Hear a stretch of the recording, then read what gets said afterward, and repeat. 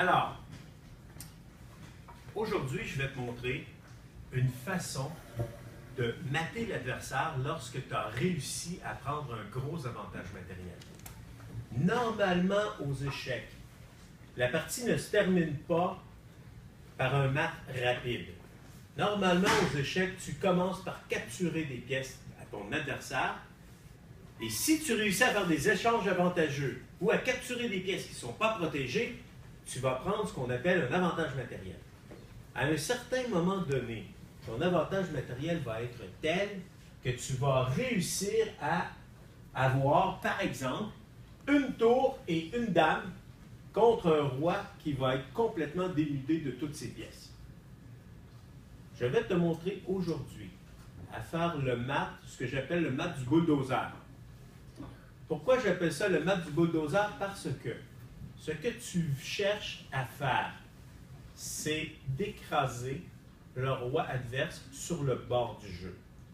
Tu as appris dans la leçon précédente, avec le mat du baiser de la mort, qu'il était plus facile de mater le roi lorsqu'il est sur le bord du jeu que lorsqu'il est au milieu du jeu, parce que tu as moins de cases à attaquer. Alors, c'est le même principe avec le mat du bulldozer. Je vais te montrer d'abord la position de mat que tu dois réussir à obtenir, et ensuite, je vais te montrer comment le faire. OK?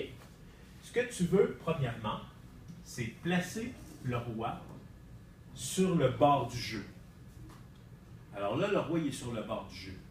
Ensuite, une fois que le roi est sur le bord du jeu, tu veux l'empêcher de pouvoir revenir sur le milieu du jeu. Ici, ta tour, elle empêche le roi d'aller sur chacune de ces cases-là qu'il y a sur la 7e rangée. Ça va? Oui. Tu as bien compris, souviens-toi, tu ne peux pas mettre ton roi en échec. Alors, le roi n'a pas le droit de se déplacer sur une case qui est attaquée.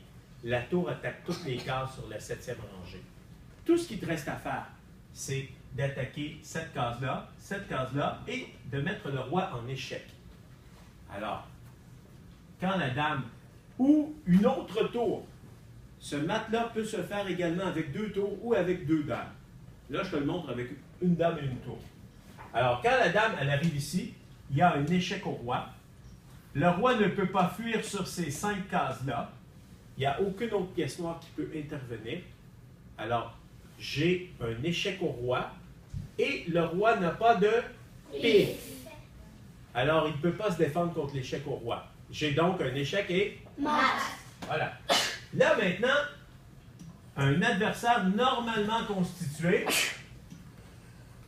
va refuser de se laisser mater comme ça. Mais il n'aura pas le choix.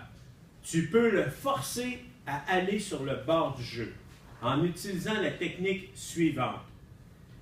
Tes 2 pièces vont travailler pour attaquer chacune des rangées.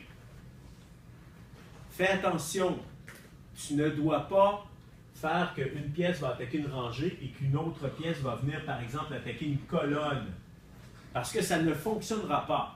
Le roi, lui, il va pouvoir aller ici ou là, et tu n'auras pas réussi à progresser pour amener le roi sur le bord du jeu. Tu m'as bien compris? Oui. La tour attaque cette rangée-là. Elle empêche le roi de revenir. Maintenant, la tour, elle a une responsabilité. Elle a un travail à faire. Elle empêche le roi de revenir. Maintenant, il faut utiliser la dame pour attaquer l'autre rangée.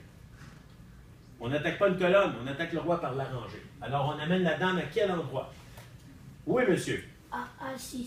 A6, exactement. Alors, la dame vient à A6, je fais échec au roi. Le roi n'a pas le choix. Il ne peut pas rester sur sa rangée, il ne peut pas progresser vers la 5e rangée, il est obligé de reculer jusqu'à la 7e rangée. Tu viens de progresser d'une rangée vers l'échec et mat. Maintenant, quelle est la pièce qui empêche le roi de revenir vers le centre du jeu, mademoiselle? La dame.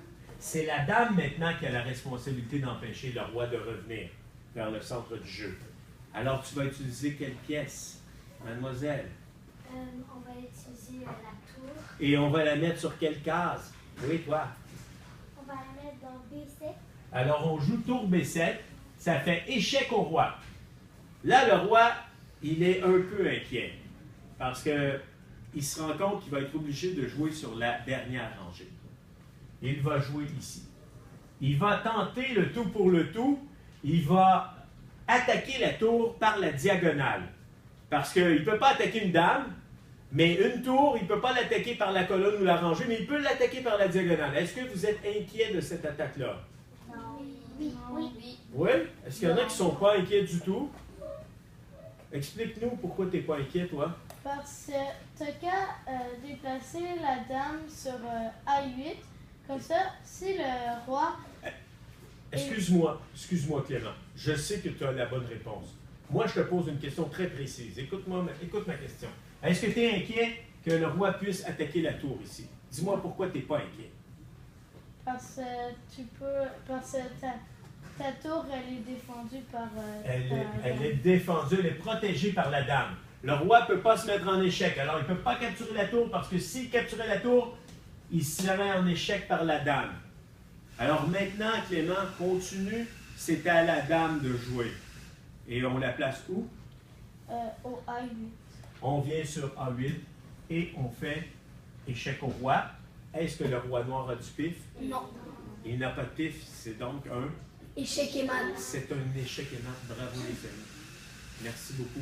Je vais vous donner une série d'exercices à faire dans votre cahier.